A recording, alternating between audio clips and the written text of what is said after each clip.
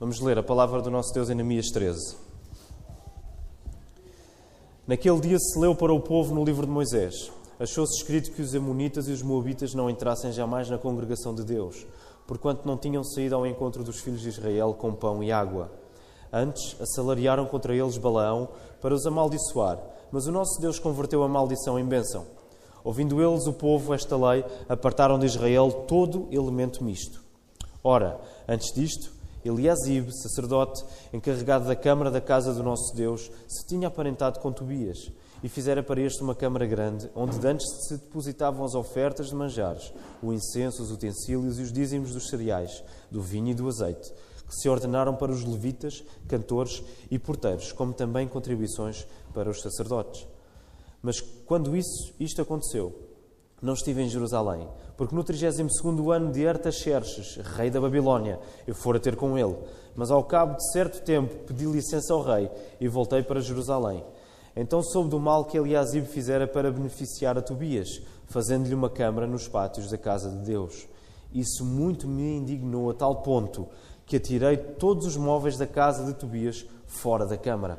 Então ordenei que se purificassem as câmaras e tornei a trazer para ali os utensílios da casa de Deus, com as ofertas de manjares e o incenso. Também soube que os quinhões dos levitas não se lhes davam, de maneira que os levitas e os cantores que faziam o serviço tinham fugido cada um para o seu campo. Então contendi com os magistrados e disse: por que se desamparou a casa de Deus? Ajuntei os levitas e os cantores e os restituí a seus postos. Então todo o Judá trouxe os dízimos dos cereais, do vinho e do azeite aos depósitos.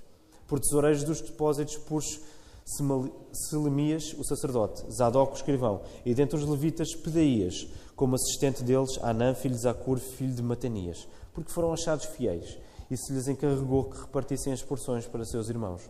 Por isto, Deus meu, lembra-te de mim, e não apagues as beneficências que eu fiz à casa de meu Deus e para o seu serviço. Naqueles dias, vi em Judá os que pisavam lagares ao sábado e traziam trigo que carregavam sobre os jumentos, como também vinho, uvas e figos e toda a sorte de cargas que traziam a Jerusalém no dia de sábado. E protestei contra eles por venderem mantimentos neste dia. Também habitavam em Jerusalém tírios que traziam peixe e toda a sorte de mercadorias, que no sábado vendiam aos filhos de Judá e em Jerusalém. Contendi com os nobres de Judá e lhes disse: que mal é este que fazeis, profanando o dia de sábado? Acaso não fizeram vossos pais assim, e não trouxe o nosso Deus todo este mal sobre nós e sobre esta cidade? E vós ainda trazeis ira maior sobre Israel, profanando o sábado.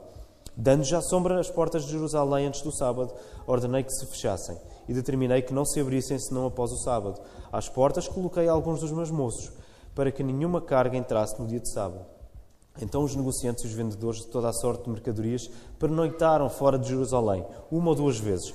Protestei, pois, contra eles, e lhes disse: por que passais a noite fronte do muro? Se outra vez o fizerdes, lançarei mão sobre vós. Daí em diante não tornaram a vir no sábado. Também mandei aos levitas que se purificassem e viessem guardar as portas, para santificar o dia de sábado. Também nisto, Deus meu, lembra-te de mim, e perdoa-me segundo a abundância da tua misericórdia. Vi também naqueles dias que os judeus haviam casado com mulheres asdoditas, amonitas e moabitas. Seus filhos falavam meio asdodita e não sabiam falar judaico, mas a língua do seu respectivo povo. Contendi com eles e os amaldiçoei, e espanquei alguns deles, e lhes arranquei os cabelos, e os conjurei por Deus, dizendo: não dareis mais vossas filhas a seus filhos, e não tomareis mais suas filhas, nem para os vossos filhos, nem para vós mesmos. Não pecou nisto Salomão, rei de Israel? Todavia, entre muitas nações não havia rei semelhante a ele, e ele era amado do seu Deus. E Deus o constituiu rei sobre todo o Israel. Não obstante isso, as mulheres estrangeiras o fizeram cair no pecado. Dar-vos-íamos nós ouvidos para fazermos todo este grande mal, prevaricando contra o nosso Deus, casando com mulheres estrangeiras? Um dos filhos de Joiada, filho do sumo sacerdote Eliasibe, era genro de Sambalate, o Horonita, pelo que afugentei de mim. Lembra-te deles, Deus meu, pois contaminaram o sacerdócio, como também a aliança sacerdotal e levítica. Limpei-os, pois, de toda a estrangeirice, e designei o serviço dos sacerdotes e dos levitas, cada um no seu mister, como também o fornecimento de lenha em tempos determinados, bem como as primícias. Lembra-te de mim, Deus meu, para o meu bem. Podemos ficar sentados, irmãos. Vamos ter uma palavra de oração. Nosso Deus, nós te agradecemos porque estamos perante a Tua Palavra e queremos que seja a Tua Palavra a confrontar o nosso coração. Que queremos que seja a Tua Palavra a definir aquilo que nós fazemos, aquilo que nós acreditamos acerca de Ti, Senhor, porque a Tua Palavra é Tua, foi dada por Ti, Senhor. Ajuda-nos nesta hora a ouvi-la, que as palavras da minha boca, Senhor, não sejam as minhas, mas sejam as do Teu Espírito, Senhor. Nós pedimos isto e agradecemos, no nome do Senhor Jesus. Amém. Nós terminamos a nossa série em Esdras e Neemias, mapas e muros, como se regressa, como se reconstrói e como se recebe. E no domingo passado vimos um episódio extraordinário. Os muros foram consagrados e o povo estava muito alegre. Mas agora passaram cerca de 15 anos, mais ou menos 15 anos, é esse o cálculo que se faz. E nesses 15 anos Neemias tinha voltado à Pérsia, tinha ido ter outra vez com o rei da Pérsia, Artaxerxes. Estamos, portanto, no segundo mandato de Neemias. Quando Neemias volta, este é o segundo mandato de Neemias como governador em Jerusalém. E durante estes 15 anos, o povo judeu voltou às práticas pecaminosas do passado. Aquela alegria que vimos no capítulo 12, ela não foi o final da história. Agora o povo voltou a práticas do passado. Existe um ensino precioso de Deus nesta sequência de acontecimentos. A alegria do capítulo 12 acaba por não ser o elemento mais importante do livro de Neemias. O que Deus nos ensina é que os pontos altos de alegria e as comemorações, elas depressa vão desaparecer se não houver progresso espiritual nas coisas que são mais simples, nas coisas que são mais banais da nossa vida. Essa alegria que nós vivemos em tempos altos, ela não se vai manter se não houver progresso espiritual nas coisas que são simples e banais da nossa vida. É como se o livro de Neemias estivesse a evidenciar o seu próprio fracasso. Deixem-me usar o seguinte exemplo. Eu não sei quantos de nós é que gostam de assistir a séries de TV, séries da Netflix, por exemplo. Mas eu estava a ler o texto e ajudou-me a pensar que o texto também funcionava um bocadinho como uma série. Quando nós assistimos a uma série e pensamos apenas numa série de televisão em que só tem uma temporada, assistimos a um certo número de episódios, estamos a chegar ao fim e parece que tudo vai acabar resolvido, tudo vai acabar bem, mas depois há algo que estranho acontece no final do último episódio que nos deixa assim, isto não ficou resolvido e temos que esperar pela nova temporada. E é um bocadinho o que acontece aqui no livro de Neemias. Nós chegamos ao capítulo 12 e pensamos, ok, isto agora, o povo está alegre. Deus alegrou o povo com grande alegria. E quando vamos para o capítulo 13, esperamos mais do mesmo e o que é que encontramos? O povo volta a cair, volta a pecar. Então o que é que está a acontecer neste texto? Em primeiro lugar, conseguimos dividir aqui o texto em 4 partes. Dos versos 1 a 9, os judeus voltaram a misturar-se com povos estrangeiros, e em particular os amonitas e os moabitas. E o exemplo disso é aquilo que vemos que Eliasib faz. Eliasib era sacerdote, portanto tinha uma responsabilidade específica no povo, no trabalho do templo, e ele acolheu Tobias. Eu não sei se recordam, mas Tobias era um amonita que tinha sido inimigo do povo, tinha feito parte daqueles que se opuseram à construção dos muros e da cidade. Ele tinha acolhido este homem, que era estrangeiro e era inimigo do povo, na casa de Deus, no templo, no sítio onde se guardavam os utensílios, as comidas, as ofertas, para o trabalho dos levitas, dos sacerdotes. Ele tinha tirado as coisas que eram para o trabalho daqueles que levavam a congregação em louvor a Deus e tinha colocado lá um inimigo do povo. Portanto, a mistura do povo com outros povos estrangeiros à sua volta era tanta que aconteceu isto com o sacerdote Eliasib. Agora, porquê é que Deus tinha pedido aos israelitas para não se misturarem com outros povos? Porque, em primeiro lugar, e mais importante que tudo, Israel era o povo escolhido de Deus. Deus escolheu Israel para os libertar do Egito. Deus amava o povo de Israel. Israel era uma nação particular, que tinha sido separada para a comunhão com Deus. Quando Israel se misturava com outros povos pagãos, isto é, povos que não adoravam o Deus de Israel, quando Israel se misturava com outros povos pagãos à sua volta, não era apenas o convívio normal, corriqueiro, comum, com pessoas dos outros povos que estava em causa. Não era só isso que estava em causa. O que estava em causa era a desonra que o povo trouxe ao Deus que os libertou e os escolheu para si, porque Israel passava a ter convívio com os ídolos desses mesmos deuses. Não era só o convívio com as pessoas daquele povo, era o convívio que os israelitas passavam a ter com os deuses daqueles povos. E os israelitas desonraram Deus por isso.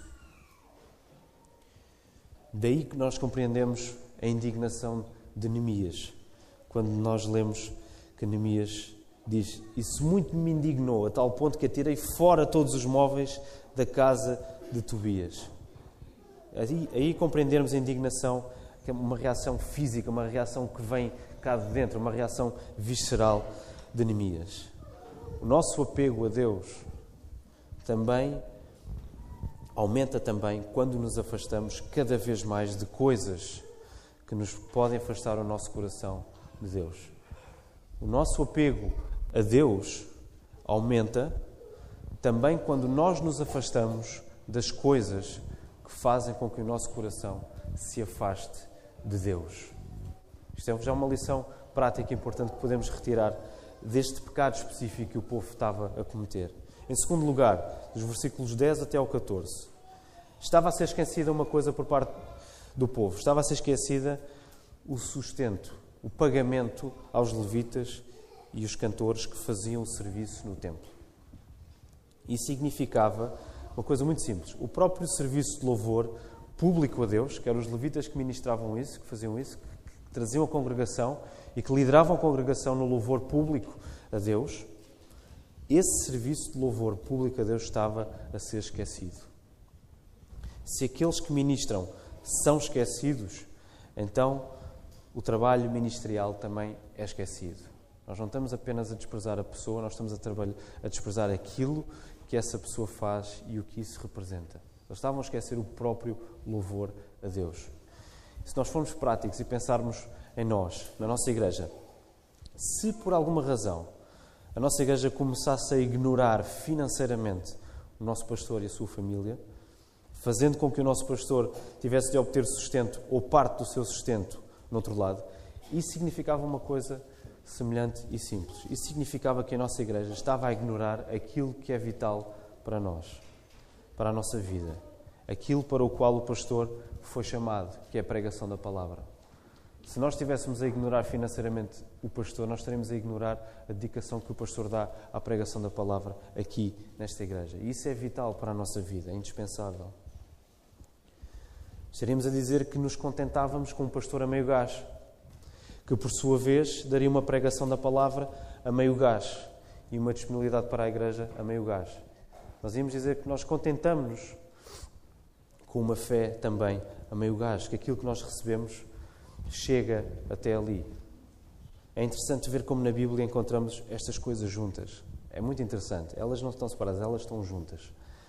Se Deus pede de nós um louvor da primeira ordem, um louvor da primeira categoria, um louvor exigente e não um louvor de segunda, essa exigência que Deus pede também vai chegar aos nossos bolsos, também vai chegar à nossa carteira. Ou antes, essa exigência tem de ser vista em primeiro lugar no nosso coração, no desejo que existe nos nossos corações para contribuir para esse serviço, que existe para louvarmos a Deus. Nós não caímos no extremo de só falarmos em dinheiro e queremos esmifrar os irmãos, esmifrar aqueles que nos visitam e sacar o dinheiro das vossas carteiras. Não, nós estamos a dizer que as coisas estão relacionadas. Nós não podemos viver a nossa fé sem também entregarmos aquilo que é o nosso sustento a Deus, sem que isso afete o nosso desejo de contribuir. Esse era um problema sério no povo de Israel e eu creio que isso também hoje continua a ser um problema sério nas nossas vidas. Nos versículos 15 a 22, os judeus também estavam a ignorar o quarto mandamento. Qual é o quarto mandamento? Guarda o dia de sábado para santificares. Os judeus estavam a ignorar isto. O descanso previsto para esse dia, para o sábado, os judeus não podiam fazer trabalho. O dia de sábado era para o povo descansar. O descanso que Deus ordenou para o sábado era visto no melhor trabalho que o povo podia fazer, que era o trabalho de louvar a Deus. Não era apenas um dia que não se fazia, ficava-se quieto, não se mexia em nada, não se fazia nada. Não, mas era o dia que no descanso o povo louvava a Deus. O mandamento era para a atenção dos israelitas e para que o coração deles estivesse ocupado apenas por Deus. Hoje nós não observamos este mandamento no nosso sábado, mas nós seguimos o princípio do domingo ser o dia do Senhor. O princípio do domingo ser o dia do Senhor, o dia em que Cristo ressuscitou. E para nós é tão fácil passarmos por cima disto. É tão fácil passarmos por cima disto. É muito fácil dizermos que o nosso coração está ocupado por Deus todos os dias. O meu coração está ocupado por Deus todos os dias. Portanto, que diferença faz o domingo? Se Deus está comigo todos os dias, que diferença é que faz o domingo?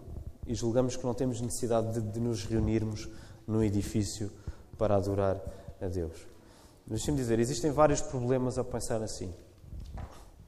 Um deles é que nós somos fracos. Nós somos fracos. E sem exposição à palavra pregada, sem estarmos diante da palavra pregada e sem estarmos em comunhão com os outros cristãos, com os nossos irmãos, nós não vamos crescer na fé. Cristo morreu pela sua igreja. Cristo morreu para que nós vivêssemos a fé em igreja, em comunidade. Nós vamos definhar na nossa fé se não estivermos constantemente expostos à pregação e em comunhão com os nossos irmãos. Por outro lado, esquecemos que a vida eterna com Deus vai ser um domingo eterno, com todos os pecadores que Cristo salvou a louvarem Deus face a face. Não vai ser um domingo como nós temos aqui, em que o culto acaba à 1 e vamos almoçar lá para cima e depois descemos às 3, não vai ser assim. Vai ser um domingo eterno no sentido em que todos aqueles que pertencem a Cristo vão estar juntos para louvarem-no. É isso que nós fazemos aqui. Nós juntamos pessoas diferentes, pessoas de nações diferentes, pessoas com culturas diferentes, todas juntas para louvarem o mesmo Deus. A eternidade vai ser isso. E nós vivemos isto já aqui, antecipamos isto aqui. O descanso que nos é prometido na eternidade só poderá ser apreciado verdadeiramente por aqueles que já o desejam nesta vida. E se já desejamos esse descanso, porquê é que não começamos a viver já deste lado da eternidade? Porquê é que não estimamos mais o domingo, o dia do Senhor? Não faz sentido. Se nós realmente desejamos estar com Deus, nós vamos desejar também estar aqui, já. Porque isto é o que antecipa aquilo que vamos viver eternamente, um louvor eterno ao nosso Deus. E por último lugar, nos versos 23 a 31, voltou a haver o problema dos casamentos mistos. Isto era um problema, não sei se os irmãos se recordam, que no final do livro de Esdras já estava a acontecer. E Esdras vai falar com o povo e repreendê-los porque eles estavam-se a casar com pessoas de outros povos.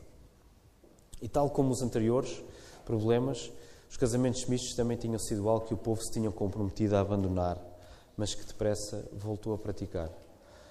Lembram-se, há uns sermões atrás, o povo tinha feito um compromisso, tinha feito um juramento de que iria abandonar os seus maus caminhos, iria seguir a Deus, iria obedecer a Deus. E agora, depois destes anos, o povo volta a quebrar aquilo que tinha prometido.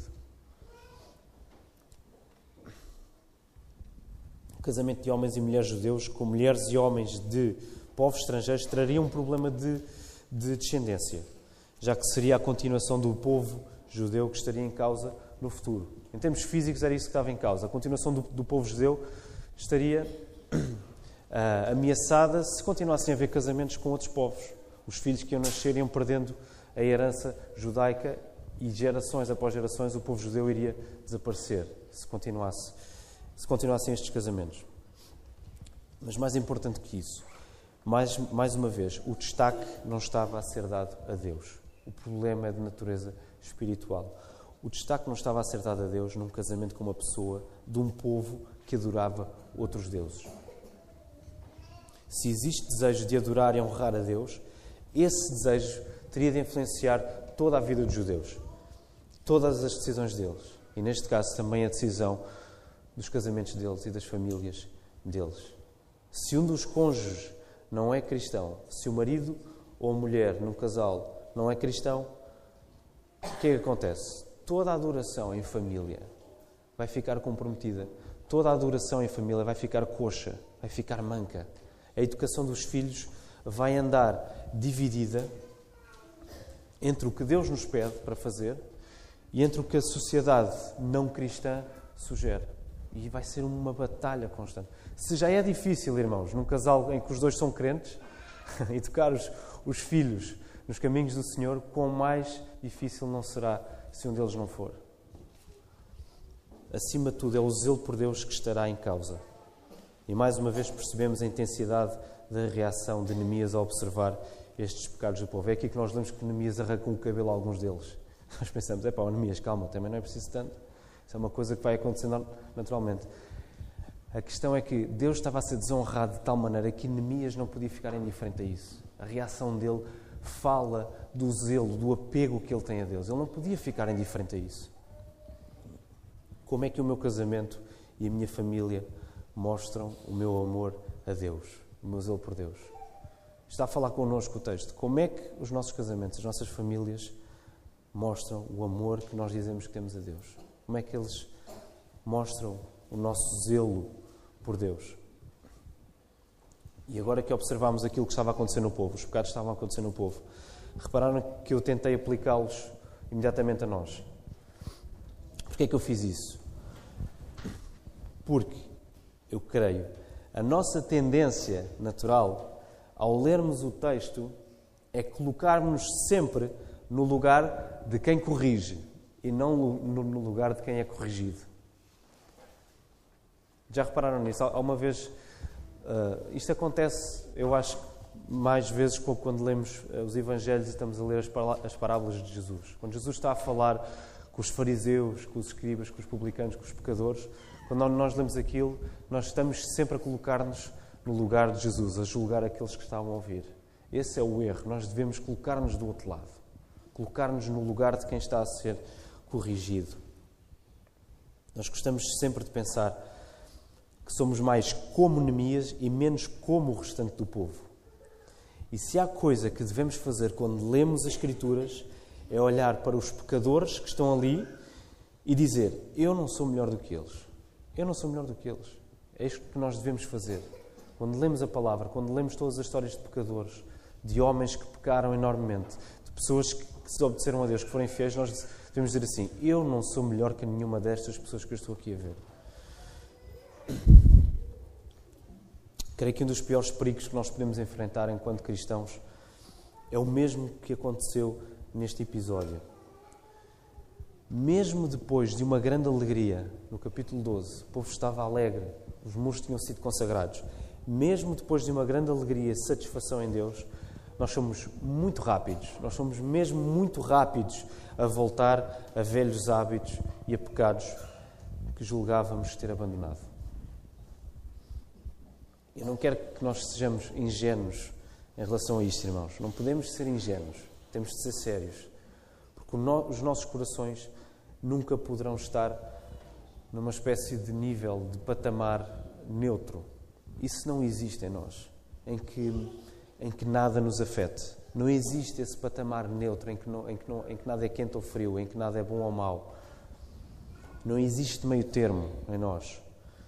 Ou existe santificação das nossas vidas, ou nós caminhamos continuamente para Deus em obediência, em arrependimento, ou nós nos apegamos cada vez mais a Deus, ou então acontece exatamente o contrário, que é o endurecimento dos nossos corações. Os nossos corações cada vez ficam mais e mais duros, mais insensíveis à ação de Deus. Não há meio termo. E por isso é que é necessário substituir o que é mau pelo que é bom, tal como Neemias fez. Reparem, o livro termina no versículo 30. Limpei-os, Neemias a dizer, limpei-os, pois de toda a estrangeirice e designei o serviço dos sacerdotes e dos levitas, cada um no seu ministério. Neemias não apenas identificou o problema, ele disse o que era preciso fazer para resolver aquele problema. Isso foi feito. O povo expulsou aqueles que eram estrangeiros. Neemias chamou os levitas de volta que estavam a ser esquecidos no seu pagamento e que tinham ido embora. Tomou providências para que o sábado não fosse quebrado, não é? Vigiaram as portas para que aqueles que vendiam não entrassem na cidade, e diz que expulsou aqueles que estavam casados também, que pertenciam a outros povos.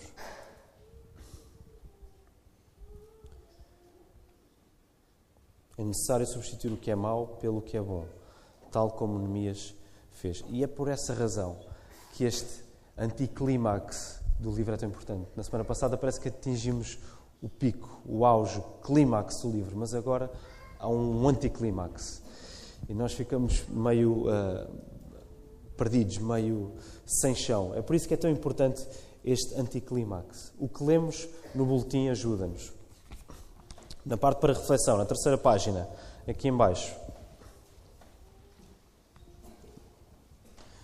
Na segunda frase, diz assim: embora geralmente sejam os pontos altos do sucesso que deixam marcas na memória, a verdadeira medida do progresso espiritual da vida, tanto do indivíduo quanto da comunidade, é até que ponto houve transformação naquilo que pode ser visto como normal. Isto é extraído, é tirado do comentário bíblico Vida Nova. Geralmente são os pontos altos do sucesso que deixam marcas na nossa memória. Mas a verdadeira medida em que estamos a progredir espiritualmente vê-se na transformação daquilo que é normal, daquilo que não é extraordinário. Por outras palavras, sendo muito simples, o que nós mais precisamos não são momentos de arrebatamento espiritual fora do comum a acontecer todos os dias. E atenção, deixa-me fazer uma nota em relação a isso. Mas o que nós mais precisamos não são esses momentos de arrebatamento espiritual todos os dias. Nós não desprezamos esses momentos, ok? Nós não desprezamos esses momentos. Eles têm o seu lugar, mas também não os sobrevalorizamos. Porque, por um lado, a nossa vida, na sua totalidade, é feita praticamente apenas de coisas que são comuns e não são extraordinárias. Concordam comigo? A minha vida é feita de coisas perfeitamente corriqueiras, todos os dias. Alguém aqui tem coisas extraordinárias a acontecer todos os dias? Ninguém. Ok, estão comigo. Não só isso, mas como momentos de êxtase espiritual, e não queremos desprezá-los, mas eles por si só, eles não garantem que a nossa vida vai mudar. Eles não garantem que a nossa vida vai ser transformada. E só dar 2 exemplos em relação a isso. O povo, quando é libertado do Egito, o povo assiste logo... Para já, o povo está no Egito, assiste às pragas, não é? Assiste a milagres de Deus ali. Mas o povo, quando sai, vai assistir, talvez, de certeza, ao maior milagre que é relatado no Antigo Testamento. Que milagre é esse? O que é que o povo vê? O Mar Vermelho. O povo vê com os olhos deles Deus a abrir o Mar Vermelho através de Moisés. O povo assiste a uma experiência espiritual tremenda, a um momento de êxtase que nunca antes tinha vivido. Vê um mar à sua frente abrir-se e atravessa por ele, pelo meio dele. Mas o que é que acontece a esse povo? Esse povo foi transformado por isso? A Bíblia diz-nos que o povo vai para o deserto e começa a desobedecer a Deus, começa a esquecer Deus e acaba, aquela geração que sai do Egito acaba por morrer no deserto. Eles não chegam sequer a viver a terra prometida, eles morrem no deserto. Só a geração depois deles é que entra na terra prometida. Outro exemplo, não sei se recordam aquele episódio em Mateus 7, quando Jesus está a dizer: dias virão em que muitos... Ele está a falar dos falsos profetas. E Jesus diz: dias virão em que muitos vêm ter comigo e vão dizer: Senhor, Senhor, não fizemos nós milagres em Teu nome? Não expulsámos nós demónios?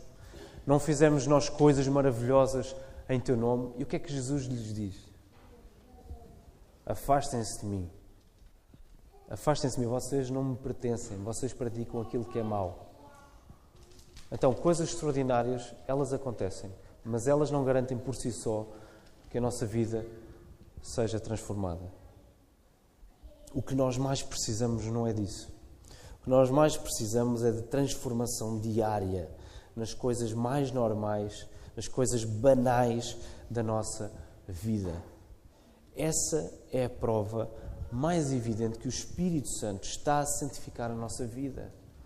Porque Ele está a mudar coisas simples e concretas em nós. Se não começar por aí, nós podemos ter certeza que Deus não está a fazer a santificação em nós. O nosso progresso espiritual começa, vê-se nas coisas simples e práticas da nossa vida. Como aquele povo. Desprezaram tudo aquilo que tinham dito que iam abandonar e voltaram a fazer. E estavam com uma grande alegria, com um momento de êxtase, de consagração dos muros. Para sermos práticos e para podermos aplicar esta série de sermões às nossas vidas, gostava que pudessem escrever as seguintes perguntas, para poderem pensar nelas. Se tiverem a oportunidade, se tiverem caneta, papel, ou até mesmo nos vossos telefones ou dispositivos, escrevam. Depois deste estudo, que coisas Deus já me mostrou que precisam ser mudadas na minha vida? Depois deste estudo, que coisas Deus já me mostrou que precisam ser mudadas na minha vida? Que coisas Deus já me mostrou que precisam ser mudadas na minha vida? Segunda questão que eu gostava que pudessem apontar. Como é que essas coisas colocam em causa o meu amor a Deus? Como é que essas coisas colocam em causa o meu amor a Deus? Ou, se quiserem, como é que essas coisas colocam em causa a honra de Deus? E a terceira questão. Como é que essas coisas podem impedir que outras pessoas fiquem admiradas com Deus? Como é que essas coisas podem impedir que outras pessoas fiquem admiradas com Deus? Conseguiram apanhar as questões? Ok. Gostava que pudessem, durante os próximos dias, pudessem pensar em pelo menos uma coisa. Orem, pudessem pensar em pelo menos uma coisa que precisa ser mudada na nossa vida. Depois ore, pedindo a Deus que a mude. Temos que começar por aqui. Temos que começar pela oração. Temos que pedir a Deus que nos mostre as coisas que precisam ser mudadas em nós. E depois temos que pedir a Deus que a mude. Que mude essas coisas. Temos de ser práticos com a nossa fé. E se não fosse assim, tudo aquilo que nós lemos na palavra hoje não teria qualquer sentido. Se a palavra não nos quisesse mostrar que não temos de ser práticos com a nossa fé, este capítulo 13 saía e a história terminava quando o povo tinha consagrado os muros.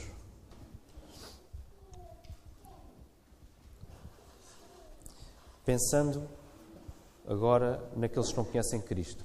Se nós queremos alcançar aqueles que não conhecem Cristo, nós temos de partir de uma posição de solidez, uma posição firme sobre quem domina as nossas vidas. Nós temos de partir de uma posição em que nós estamos certos, seguros de quem nós adoramos, de como a nossa vida é vivida.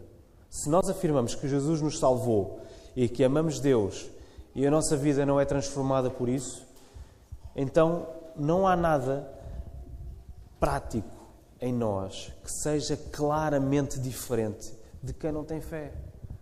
Se a nossa vida não é transformada pelo Deus que nós dizemos que nos salvou, então os outros vão olhar para nós e vão dizer: mas eu não vejo em ti nada de extraordinariamente diferente de mim.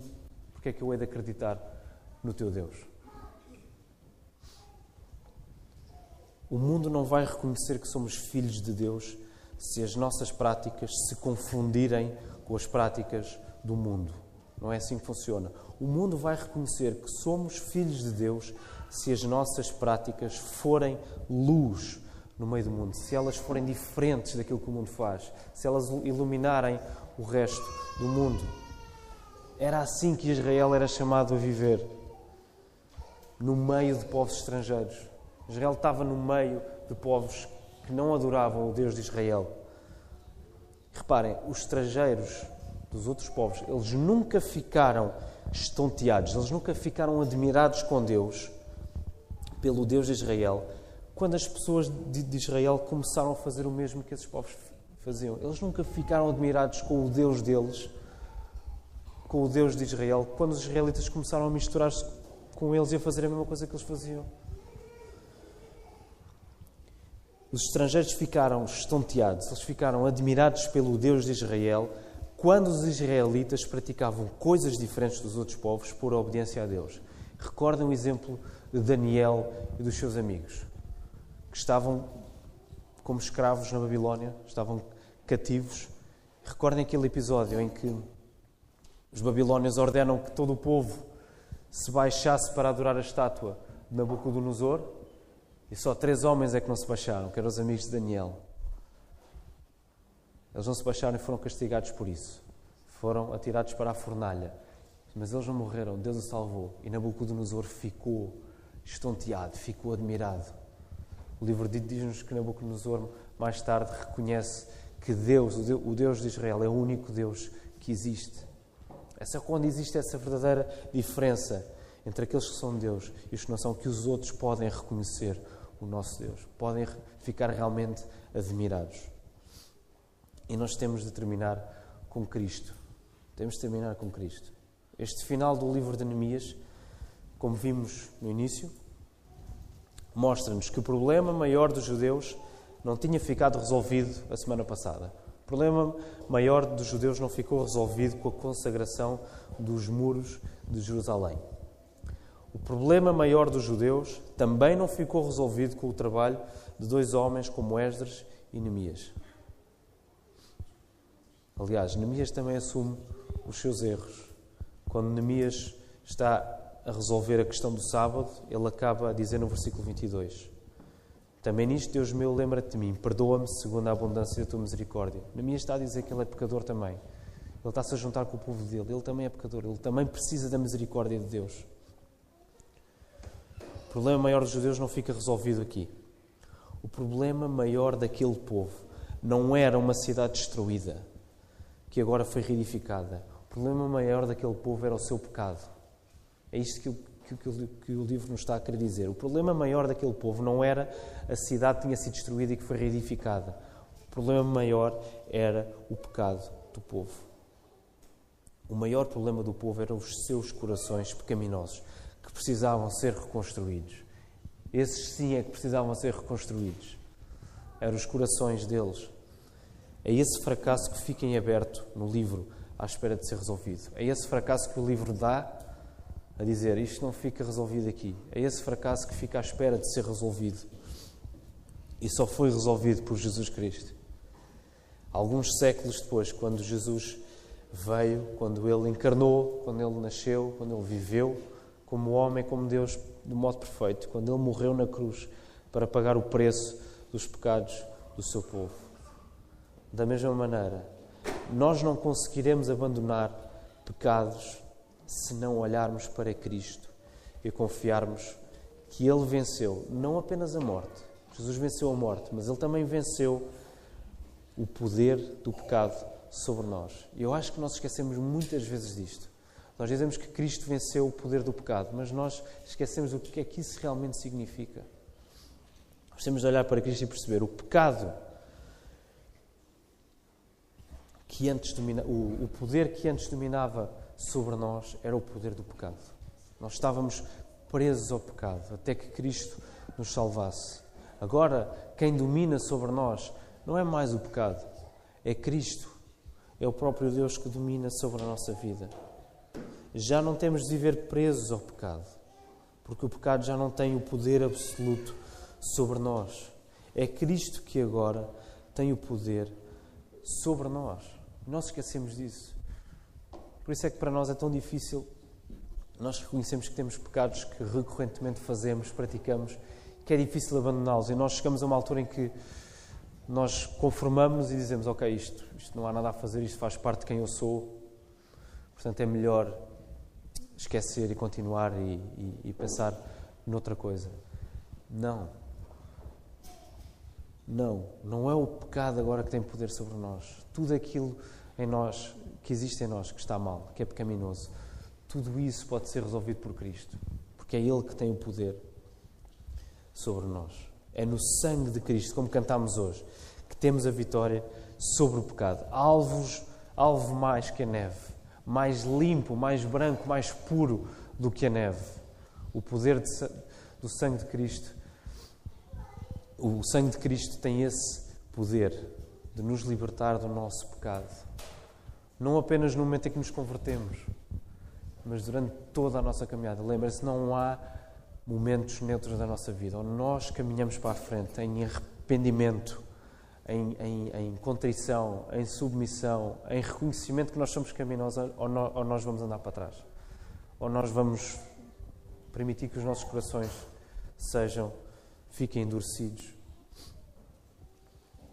É na sua morte, é na morte de Cristo e ressurreição que temos o poder para desejar e praticar as coisas do alto, as coisas que agradam a Deus e não as coisas desta terra. Sabem porque é que nós temos esse poder? Porque foi Cristo, na sua morte e ressurreição, que comprou a nossa salvação. Ele comprou a transformação dos nossos corações. É isso que Deus já tinha prometido no Antigo Testamento. Nós podemos ter a garantia que podemos ter o poder para desejar as coisas que agradam a Deus, porque Cristo comprou isso na cruz. Cristo garantiu para nós a fé, o arrependimento. Isso é dom de Deus, isso não vem de nós. Nós podemos estar seguros que Deus concede-nos isso. Nós não temos de viver agarrados ao pecado ou pensar que não nos conseguimos libertar dele. É claro que se nós pensarmos que nós usarmos só as nossas forças para isso, nós não vamos conseguir. Nós não vamos conseguir. Nós precisamos de olhar para Cristo e perceber o que é que Cristo fez na cruz. Cristo venceu a morte. Não é mais a morte que tem a palavra final nas nossas vidas. E Cristo também venceu o poder do pecado em nós. Por isso é que Deus nos chama à santificação. Deus não nos chama à santificação confiado que nós sozinhos podemos fazer isso. Era preciso que Cristo morresse, que Cristo garantisse esse poder para as nossas vidas, para nós conseguirmos fazer isso. E é o Espírito Santo que aplica isso a nós.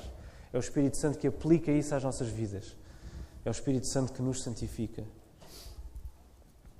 Tudo isso foi adquirido por Ele e não pode ser invertido. Isso não pode ser invertido. Não pode ser rejeitado. Isso não pode ser... Isso está comprado. Isso está comprado. Por isso não temos de temer. Está consumado. Cristo é muito mais poderoso do que aquilo que nós julgamos ou do que aquilo que nós já experimentamos até agora. Eu creio que nós temos dificuldade nisto. Nós pensamos pouco acerca do poder que Cristo tem realmente. Cristo é tão mais poderoso do que nós julgamos.